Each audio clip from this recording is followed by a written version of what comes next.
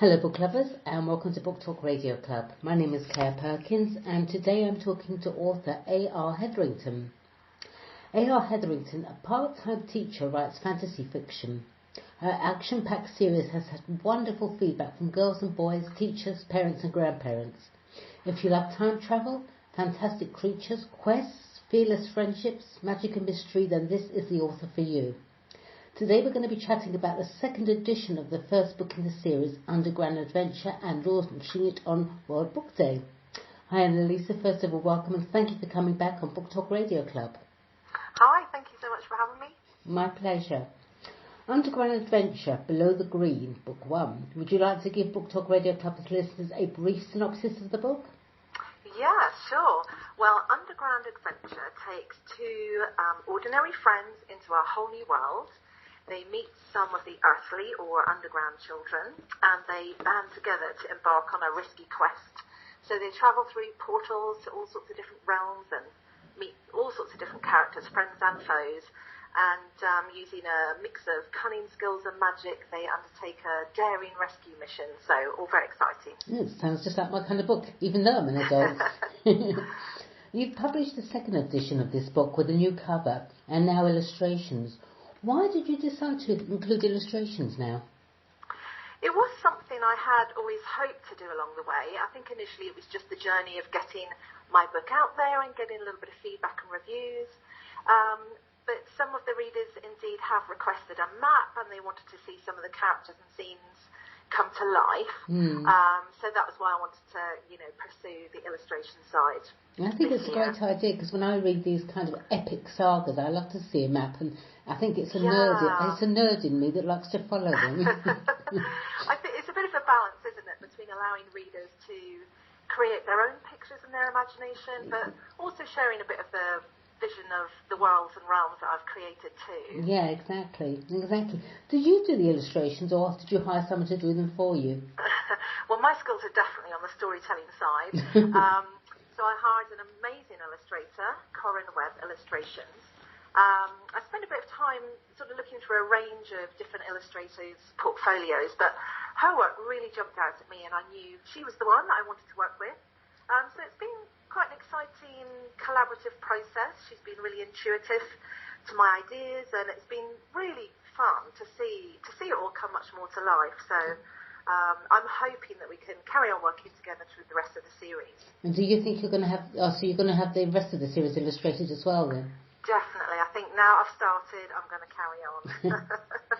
You're launching the second edition on World Book Day, which is on the 5th of March. For the listeners' benefit, would you like to explain what World Book Day is all about, please?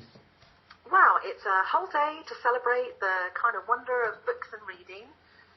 Here in the UK, I think like lots of countries around the world, schools plan a whole range of wonderful literary events. I think they might drive parents mad at times because they've got to find costumes and things.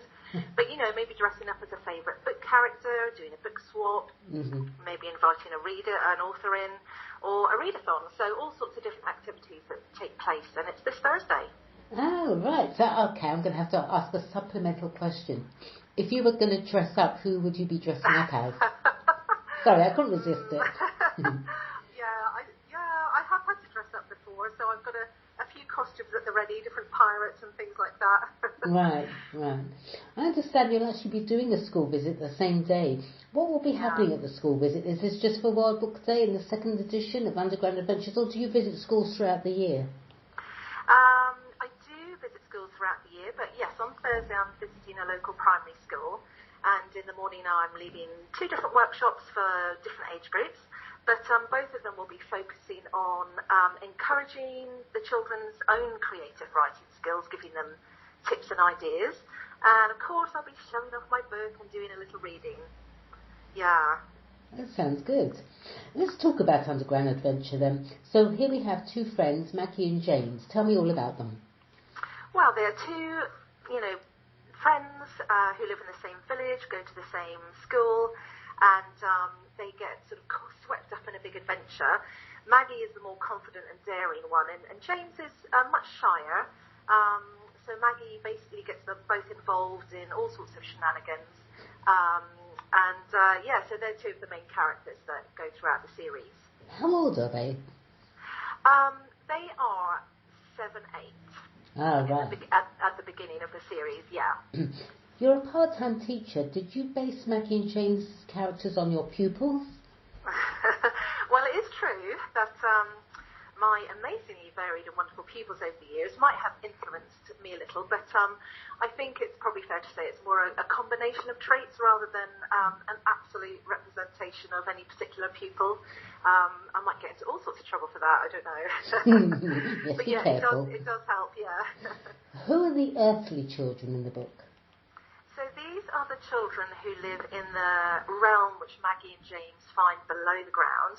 They live in these fantastic tree houses, and they befriend Maggie and James quite quickly, and they all team up together to work on the various quests and missions. At the age of 8, the earthly children's true scholar nature is revealed, and they join one of the schools to help develop their skills and attributes. What is this scholar nature? Right, so, well, that would be like a natural or even supernatural gift or skill or attribute, and then these are developed in a sort of school setting. For example, Maggie discovers that she can communicate with animals, which is a very rare skill.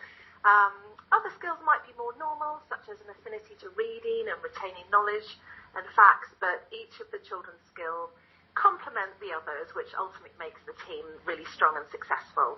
Wouldn't it be nice if at school you could actually find that out and you could actually be trained to bring out the best in yourself? I would love that. I think so. The children learn that their friends have been caught by the Snatcher. Who is the Snatcher, and why does he catch the two earthly children? Well, the Snatcher is an evil character from a darker realm, which is called the Realm of the Grimms. And he catches some of the young earthly children and takes them over to the dark realm and sell them to these terrible ogres that live there. So yeah, he's quite a scary bad figure in the background. The baddie. Yes, that's right. You've got some wonderful reviews for Underground Adventure, including, I really enjoyed Underground Adventure. It was very original. I haven't read anything like it before. I like the idea of having a whole world underground. And I give this book 5 out of 5. It was super. I hope book 2 is as amazing as this one. I actually love the fact, Annalisa, that these 2 reviews are from children and their parents ask their opinion. I know, honestly, it is so rewarding. It's kind of what motivates you and keeps you going. I'm really thrilled with the reviews, as, you know, children are pretty honest in their opinions. Yeah. So it's great to have had that positive feedback. Really great. We'll cover the next books in the series in greater depth in forthcoming interviews, but can you give listeners a bit of an idea what happens in book 2, Scholars to the Rescue? Okay, well, we find out a bit more about the schools and training and who has what skills, etc. And then the team are soon swept up in a whole new adventure.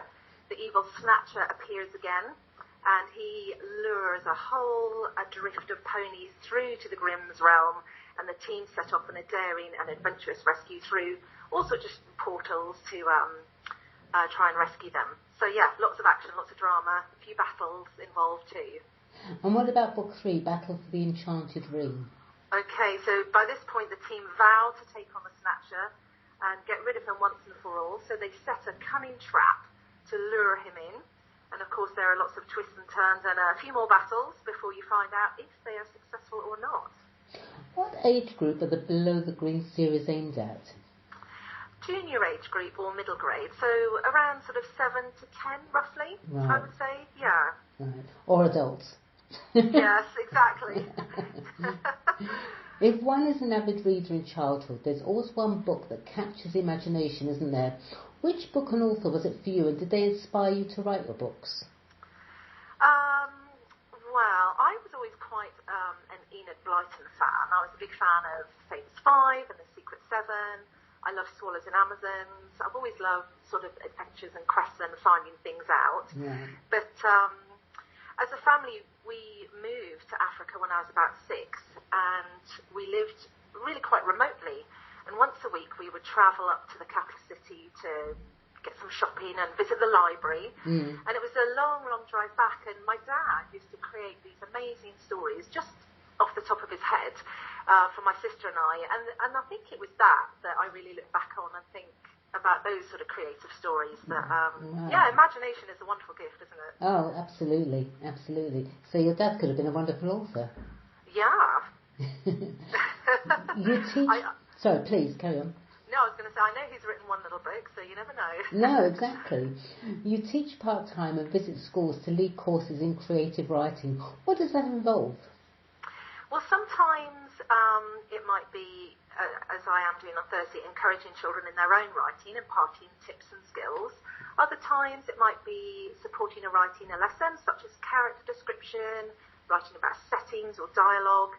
It's all really about getting the children enthusiastic and confident enough to have a go. They are the next generation, aren't they, of our writers and bloggers and critics and journalists and so on. So anything to get them motivated and confident, I think, is all good. Well, I think that's laudable. But what's next on the writing front for you? Well, I'm just finishing the last in Series 1, Book 5 at the moment. But I do have a few ideas for a second series. And meanwhile, the books are being published one by one into audio and carrying on with the illustration side as well. So lots to keep me busy throughout 2020, I think. It sounds like I love audiobooks. I can't wait to listen to them. Yeah. So lastly, where can readers purchase the second edition of Underground Adventure? Well, probably easiest to pop onto Amazon and choose the version that you like, whether it's ebook, print or audio. They're all up there. Wonderful. All right. Well, thank you, Annalisa. That was great. Please come back on Book Talk Radio Club. I'd love to chat with you and hear more. In the meantime, good luck for the future and, of course, World Book Day. And thank you, everyone, for listening to Book Talk Radio Club. Thank you, Claire. It's been a pleasure to be on. My pleasure. Bye now. Bye.